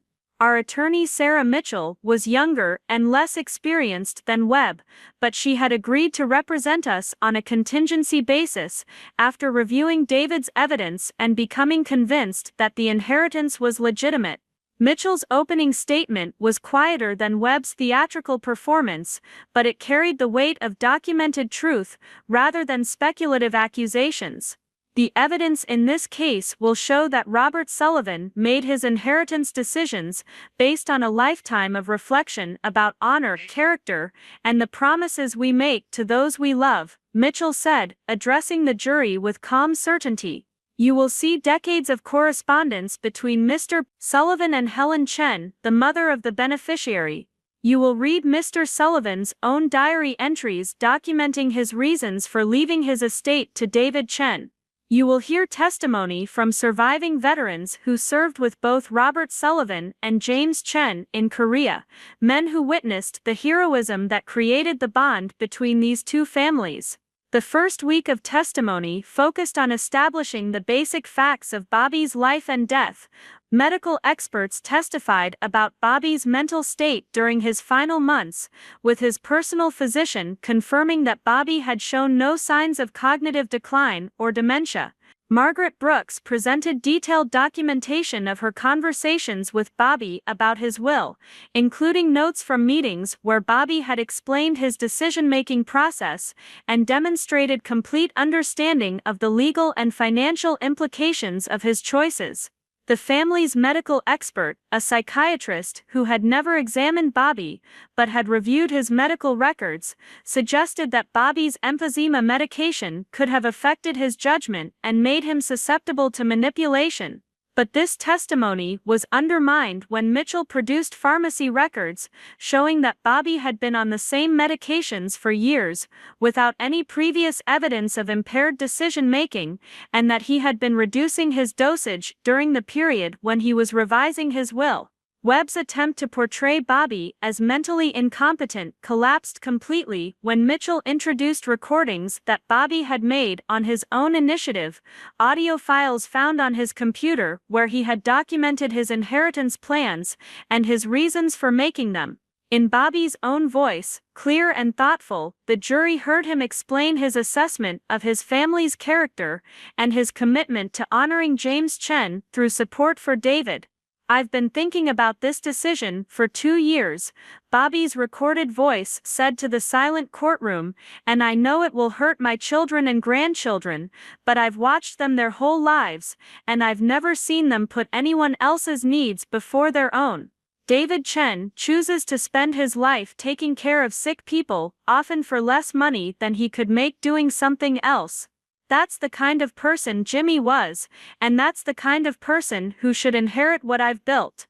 The recording was devastating to the family's case because it demonstrated not only Bobby's mental competence, but his deep consideration of the emotional impact his decision would have on his relatives. He wasn't acting impulsively or under outside influence, he was making a carefully reasoned choice based on his observations of character and his understanding of responsibility. But the most powerful testimony came during the second week, when Helen Chen took the witness stand. At 78 years old, Helen had never been comfortable with public attention, but her quiet dignity and obvious sincerity made her the most compelling witness in the entire trial. She described her relationship with Bobby in terms that revealed the depth of his commitment to her family and his genuine affection for David. "Mr. Sullivan never missed David's birthday," Helen testified, her voice soft but clear in the hushed courtroom. "Every year for 32 years, he sent a card with a note about how proud he was of David's accomplishments. When David graduated from nursing school, Mr. Sullivan wrote to tell me that Jimmy would have been so proud to see his son choosing a career that helped other people." Helen's testimony included details that would have been impossible to fabricate or research from public sources. She described Bobby's personality quirks, his sense of humor, his concerns about David's career choices and personal relationships. The correspondence between Helen and Bobby revealed a genuine friendship that had developed over decades, not the cold financial transaction that the family had tried to portray. Webb's cross-examination of Helen was aggressive to the point of being cruel, suggesting that she had coached David to impersonate her deceased husband, and that she had conspired with Bobby to defraud his biological family. But Helen's responses were so obviously truthful, her confusion about the accusations so genuine, that Webb's attack seemed to backfire with the jury. "I loved my husband very much," Helen said when Webb suggested that she had exaggerated James's heroism to manipulate Bobby's emotions. "I didn't need to make up stories about how brave he was. The army told me what he did, how he saved his friends. I was proud of him for 32 years before I ever heard Bobby Sullivan's name." The military evidence proved impossible for Webb to discredit. The Department of Defense records were comprehensive and consistent, documenting not only James Chen's service and death, but the specific circumstances of his heroism. The casualty reports included testimony from multiple witnesses, including Bobby Sullivan, describing how James had exposed himself to enemy fire to protect his fellow soldiers. Frank Moretti's appearance as a witness provided emotional context that no document could match. At 89 years old, Frank needed assistance walking to the witness stand, but his memory of the Korean War was vivid and his testimony about James Chen's character was unshakable. When Webb tried to suggest that Frank's recollections were unreliable due to his age, Frank responded with dignity that resonated throughout the courtroom. "Young man," Frank said, looking directly at Webb, "I may forget where I put my glasses, but I'll never forget watching Jimmy Chen die saving my life and Bobby Sullivan's life. That's not the kind of thing a man forgets, no matter how old he gets." The testimony from surviving veterans created an emotional foundation that supported all of the documentary evidence. These men, now in their late 80s and early 90s, had traveled from across the country to testify about their memories of James Chen and Bobby Sullivan. Their descriptions of the bond between the two men and their understanding of Bobby's commitment to James's family provided context that transformed the inheritance from a legal technicality into a story of love, honor, and faithfulness that spanned 7 decades. But Webb's most desperate strategy was his attempt to portray me as the mastermind behind an elaborate conspiracy. He suggested that I had researched David's family background before our relationship began, that I had deliberately sought him out because I knew about the potential connection to Bobby, and that I had orchestrated our entire courtship to position David for inheritance fraud. The theory required the jury to believe that I had somehow discovered Bobby's connection to the Chen family, researched David's background and location, engineered our meeting at the hospital where we both worked, and sustained a fake relationship for over 2 years, including marriage, all to position David to inherit Bobby's estate. The complexity of such a conspiracy, and the psychological profile it would have required, made Webb's theory seem more like fiction than fact. Mitchell's defense of me was straightforward and supported by abundant evidence. She produced records of my work history showing that I had been employed at Cedar Falls General for 3 years before meeting David, eliminating any possibility that I had sought the job to find him. She presented testimony from colleagues who had witnessed the natural development of our relationship, from initial professional acquaintance to friendship to romance to marriage. Most importantly, Mitchell introduced evidence that I had never shown any particular interest in Bobby's finances or inheritance plans during the years I had cared for him. Testimony from Margaret Brooks confirmed that I had never asked questions about Bobby's will or expressed curiosity about his estate planning. My visits to Bobby's house had been motivated by genuine affection and concern for his well-being, not by financial calculation or information gathering. The family's own testimony sometimes undermined their case more than it supported it. Tom's description of his relationship with Bobby revealed a pattern of sporadic contact, motivated primarily by business concerns or requests for financial assistance. Kevin's testimony about his visits to Bobby's house made it clear that he had been more interested in Bobby's property and possessions than in Bobby's well-being or company. Linda's testimony was the most painful for me personally, as she described feeling replaced in Bobby's affections by my regular visits and my apparent ease with his personality and interests. But her resentment toward my close relationship with Bobby actually supported the legitimacy of that relationship, proving that it was genuine rather than calculated. Jessica was always his favorite, Linda said, during cross-examination, her voice bitter with years of accumulated resentment. She understood him in ways the rest of us never could. She knew how to talk to him about the war, about his business, about all the things that mattered to him. I suppose it makes sense that he would choose her husband over his own children.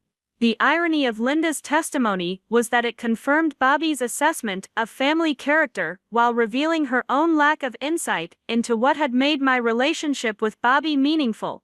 I had connected with Bobby not because I was calculating or manipulative, but because I had genuinely cared about his experiences, his values, and his well-being. The family had seen my closeness with Bobby as a threat to their inheritance expectations, rather than as an expression of love and respect. Ashley's testimony revealed similar patterns of self-interest disguised as family concern. Her description of her interactions with Bobby focused heavily on financial planning and estate management, subjects that had clearly made Bobby uncomfortable, even though Ashley had interpreted his discomfort as evidence of cognitive decline. Grandpa Bobby was getting confused about money matters, Ashley testified. He wouldn't listen to advice about modernizing his investments or developing his properties more efficiently. He seemed to think that keeping things simple was better than maximizing returns, which didn't make sense for someone with his level of wealth. Mitchell's cross-examination revealed that Ashley's advice had consistently focused on strategies that would have increased the value of Bobby's estate at the time of his death, presumably for the benefit of his heirs, rather than arrangements that would have improved Bobby's quality of life during his remaining years. Ashley's testimony inadvertently demonstrated that she had viewed Bobby's wealth as her inheritance long before his death, and that she had been frustrated by his refusal to manage his finances in ways that would have benefited her expectations. The trial's turning point came when Webb made the strategic error of calling David as a hostile witness, apparently believing that he could expose contradictions in David's story or provoke him into admissions that would support the fraud allegations. But David's testimony was calm, consistent, and obviously truthful.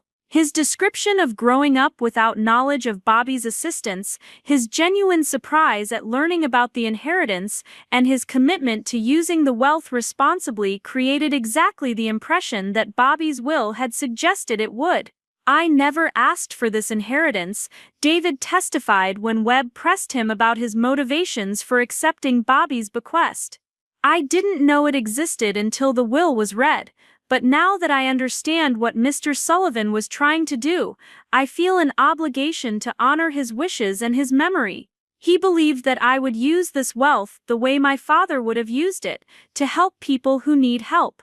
That's what I intend to do." Webb's attempts to portray David as greedy or calculating fell flat because David's career choices and lifestyle contradicted those characterizations. David had chosen nursing over more lucrative professions, had consistently volunteered for additional shifts to help understaffed departments, and had never shown any interest in wealth or luxury. His modest apartment, used car, and simple lifestyle were consistent with someone who valued service over financial gain. But perhaps the most damaging testimony for the family's case came from Bobby's former business associates and tenants, people who had interacted with him regularly during his final years. These witnesses described Bobby as mentally sharp, emotionally stable, and completely capable of making complex business and personal decisions right up until his death. Mrs. Rodriguez, who had rented from Bobby for 15 years, described conversations with him just weeks before his death about maintenance issues and lease renewals. "Mr. Sullivan was completely himself," she testified. "He was thinking clearly, making plans for the future, talking about improvements he wanted to make to the property. He didn't seem sick or confused or influenced by anybody else." Similar testimony came from suppliers to Sullivan's hardware, customers who had interacted with Bobby regularly, and neighbors who had maintained friendships with him for decades. The consistent picture that emerged was of a man who remained intellectually capable and emotionally stable throughout his final months, someone who was making considered decisions about his life and his legacy. The jury deliberated for 2 days, a relatively short time for such a complex case, but long enough to review all the evidence thoroughly. When they returned to the courtroom, their verdict was unanimous on all counts. Bobby's will was valid, his mental capacity had been unimpaired, and there was no evidence of fraud, undue influence, or manipulation. David's inheritance was legitimate and would be upheld in its entirety. Judge Hoffman's comments following the verdict provided additional validation for Bobby's decision and criticism of the family's challenge. The evidence in this case demonstrates that Robert Sullivan made his inheritance decisions based on careful consideration of character, values, and personal obligation, she said. While the court understands that these decisions were painful for his biological family, there is no legal basis for overturning the clearly expressed wishes of a competent testator. The judge also addressed the family's conduct during the litigation, noting that their campaign to discredit David and me had included elements of harassment and defamation that reflected poorly on their own character. The plaintiff's reaction to Mr. Sullivan's will has unfortunately validated his assessment of their priorities and values, Judge Hoffman observed. Their focus on challenging the inheritance rather than honoring Mr. Sullivan's memory suggests that their primary concern was financial rather than emotional. The immediate aftermath of the verdict was chaotic, with family members storming out of the courtroom and reporters attempting to get statements from both sides. David and I left through a side entrance, avoiding the media circus and the family confrontation that was undoubtedly taking place in the courthouse lobby. We drove home in relative silence, both of us emotionally exhausted by 6 months of legal battle and community controversy. But the real resolution of our story didn't come in the courthouse, it came over the following months as we began the process of actually inheriting Bobby's estate and deciding how to use the wealth he had entrusted to us. The hardware store, the rental properties, the investments, and the house on Maple Street were now our responsibility, and with them came the obligation to honor Bobby's values and continue his legacy of generosity. Our first decision was about the hardware store, which had been Bobby's pride and joy for over 60 years. We could have sold it immediately and invested the proceeds, but that would have eliminated dozens of jobs and closed a business that served as a community gathering place for contractors, homeowners, and people who needed help with repairs and projects. Instead, we hired Bobby's longtime assistant manager to run the store while we learned the business ourselves, ensuring that it would continue to operate according to Bobby's principles of fair pricing, quality service, and community support. The rental properties presented similar challenges and opportunities. We could have raised rents to market rates, evicted tenants who were behind on payments, or sold the properties to developers who would have torn them down for more profitable projects. Instead, we maintained Bobby's approach of providing affordable housing for working-class families, keeping rents reasonable, and working with tenants who were experiencing temporary financial difficulties.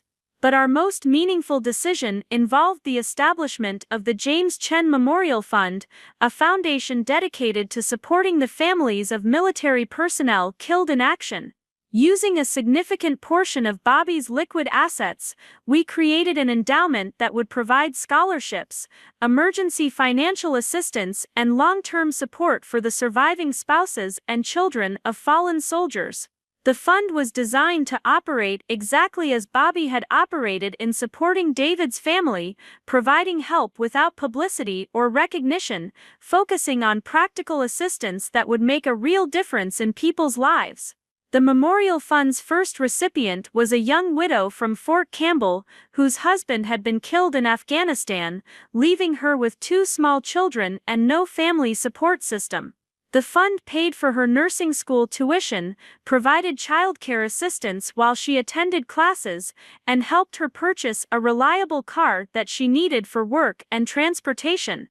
When she graduated and found employment at a local hospital, she sent us a photograph of herself in her nursing uniform with a note that read, "Thank you for giving me the chance to build a future for my children. Your husband's father would be proud." The community's reaction to our decisions was mixed, with some people gradually accepting that we were committed to using Bobby's wealth responsibly, while others remained convinced that we were illegitimate inheritors who didn't deserve the good fortune that had come our way. But over time, our actions spoke louder than the family's accusations, and most people began to judge us based on what we actually did, rather than on the stories they had heard about how we had acquired our resources. The family never reconciled with our inheritance or with us personally. Tom, Linda, Kevin, Ashley, and Ryan maintained their belief that Bobby's will had been the result of fraud or manipulation, and they continued to view David and me as thieves who had stolen their birthright. The legal challenge had been expensive for them, and their bitterness was compounded by the financial strain of unsuccessful litigation and the loss of inheritance they had counted on for their own security. But their reaction to losing the court case revealed the character traits that Bobby had observed and that had influenced his decision to leave his wealth elsewhere. Instead of accepting the verdict and moving forward with their lives, they spent years pursuing appeals and additional legal challenges, all of which were unsuccessful, but which consumed time, money, and emotional energy that could have been directed toward more productive activities. Ryan's response was the most self-destructive, as he convinced himself that David and I owed him compensation for his stolen inheritance and began making increasingly aggressive demands for money to support his continuing legal challenges. When we refused to give him cash to fund lawsuits against us, Ryan's behavior became erratic and threatening enough that we had to obtain a restraining order to protect ourselves from harassment. Kevin and Ashley channeled their resentment into social media campaigns and community gossip that portrayed them as victims of an elaborate fraud, but their constant complaining eventually alienated even people who had initially been sympathetic to their situation. Their inability to move past the inheritance dispute and rebuild their lives demonstrated exactly the kind of character weakness that Bobby had identified and that had influenced his decision to leave his wealth to someone else. Linda's reaction was the most painful for me personally because it involved the complete termination of our mother-daughter relationship. She never forgave me for marrying David or for supporting his inheritance, and she interpreted my loyalty to my husband as a betrayal of my family and my upbringing. We attempted to maintain some contact during the first year after the trial, but every conversation eventually turned into accusations and recriminations that made any real relationship impossible. Tom was more measured in his response, but no less final in his rejection of David and me. He focused his resentment on what he saw as Bobby's fundamental betrayal of family loyalty, and he couldn't accept that Bobby's decision had been based on legitimate concerns about character and values, rather than on mental incompetence or outside manipulation. Tom's inability to acknowledge any validity in Bobby's assessment of the family's priorities made reconciliation impossible, even though he was less openly hostile than some of his relatives. The complete break with my biological family was devastating, but it was also liberating in ways I hadn't expected. For the first time in my life, I was free from the complex web of obligations, expectations, and resentments that had always characterized Sullivan family relationships. David and I could make decisions based on our own values and priorities, rather than on what would satisfy or appease relatives who had their own agendas and assumptions about how we should live. More importantly, we were able to build relationships with people who shared our commitment to service and community contribution. The James Chen Memorial Fund brought us into contact with military families, veterans organizations, and other people who understood sacrifice, honor, and the importance of keeping promises to those who had given their lives for others. These relationships were based on shared values, rather than biological connections, and they provided the kind of meaningful community that Bobby had always represented in my life. David's relationship with Helen Chen deepened as we spent more time with her and learned more about James's life and character. Helen moved from California to Ohio so that she could be closer to us and participate more actively in the Memorial Fund's activities. Her presence in our lives provided continuity with the values that had motivated Bobby's original promise and reminded us constantly of the responsibility we had inherited along with his wealth. But perhaps the most profound change in our lives was our move to Bobby's house on Maple Street, which we renovated and updated while preserving the character and history that had made it special. Living in the house where Bobby had made his plans and decisions gave us daily reminders of his values and his commitment to using wealth as a tool for helping others rather than just improving his own circumstances. The house also contained additional discoveries that continued to reveal the depth of Bobby's planning and the extent of his commitment to honoring James Chen's memory. In Bobby's basement office, we found files documenting other military families he had helped over the years, veterans who had struggled with medical bills, education costs, or housing problems that Bobby had quietly addressed without publicity or recognition. These files revealed that David's family had not been Bobby's only beneficiaries of his sense of obligation to fallen comrades. Bobby had maintained a private welfare system for dozens of families over the decades, providing assistance that had prevented foreclosures, funded college educations, and covered medical expenses that would otherwise have been devastating. The scale of his generosity was staggering, and it explained why his official estate had been smaller than some people had expected, even though his income from the hardware store and rental properties had been substantial. The discovery of Bobby's extensive charitable activities provided additional context for his decision to leave his estate to David rather than to his biological family. Bobby hadn't just been honoring a promise to James Chen, he had been ensuring that his pattern of quiet generosity would continue under someone who shared his values and his understanding of wealth as responsibility rather than privilege. As we settled into our new life and our new responsibilities, David and I often reflected on the strange series of coincidences and connections that had brought us together and led to our inheritance of Bobby's legacy. Our meeting at the hospital had seemed random at the time, but in retrospect it appeared to have been part of a larger pattern that Bobby had somehow influenced or encouraged. Helen Chen's letters revealed that Bobby had been aware of David's location and career choices for years before we met, and that he had been pleased when David chose to work in Ohio rather than remaining in California. While Bobby had never directly interfered in David's life, he had been quietly supportive of decisions that brought David closer to the Sullivan family and to the possibility of meaningful connections with Bobby's own relatives. "I think Bobby was playing matchmaker," Helen confided to us one evening as we sat on the porch of the Maple Street house, watching the sunset paint the sky in shades of orange and pink. "He knew that you were his granddaughter Jessica, and he knew that David was like a grandson to him. He probably hoped that you would find each other, that his two families could become one family." The idea that Bobby had somehow orchestrated our meeting and courtship was both touching and slightly unsettling, but it was consistent with his character as someone who planned carefully and thought strategically about how to accomplish his goals. Whether or not he had actively encouraged our relationship,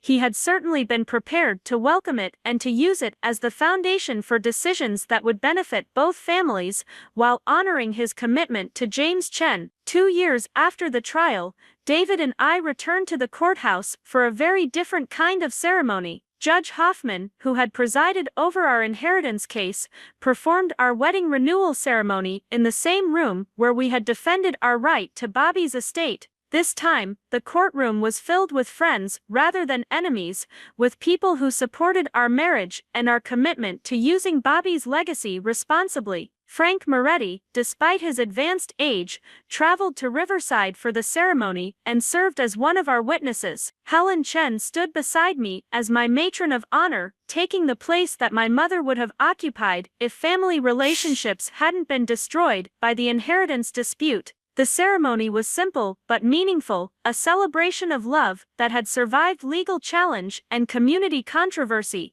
But the most important element of the renewal ceremony was our public commitment to continue Bobby's work and to honor James Chen's memory through service to others. We announced the formal establishment of the James Chen Memorial Fund as a permanent foundation, along with our intention to donate the majority of Bobby's estate to charitable causes, while retaining only enough resources to maintain the hardware store and rental properties that served community needs. The announcement generated significant media coverage, not because of the controversy that had surrounded our inheritance, but because of the unusual decision to give away wealth rather than accumulate it. Local newspapers ran features about our plans for the memorial fund and our commitment to continuing Bobby's tradition of quiet generosity. The coverage helped shift public perception of our inheritance from a scandalous family dispute to a story of honor, service, and the fulfillment of promises made across generations.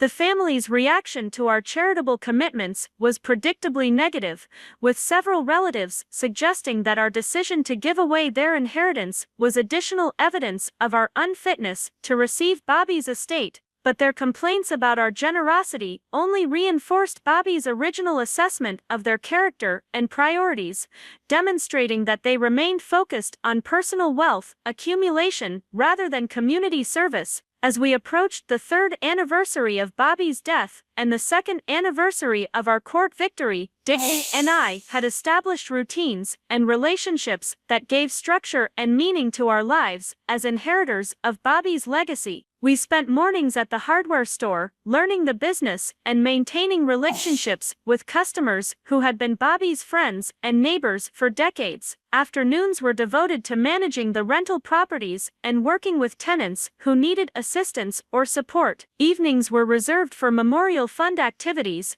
reviewing applications for assistance, visiting military families who needed help, and planning events that would honor James Chen's memory while providing resources for families facing similar challenges. The work was demanding but fulfilling, providing daily reminders of why Bobby had considered wealth a responsibility rather than a privilege. But perhaps the most satisfying aspect of our new life was the sense of continuity with values and principles that transcended individual lifetimes. Bobby's commitment to James Chen had lasted for 70 years, spanning from a battlefield in Korea to a courthouse in Ohio. Our commitment to both men's memories would continue for the rest of our lives and beyond, as the Memorial Fund and other charitable activities created permanent legacies that would help people long after we were gone. The inheritance had never really been about money, despite all the legal arguments and family disputes that had focused on financial assets. It had been about character, honor,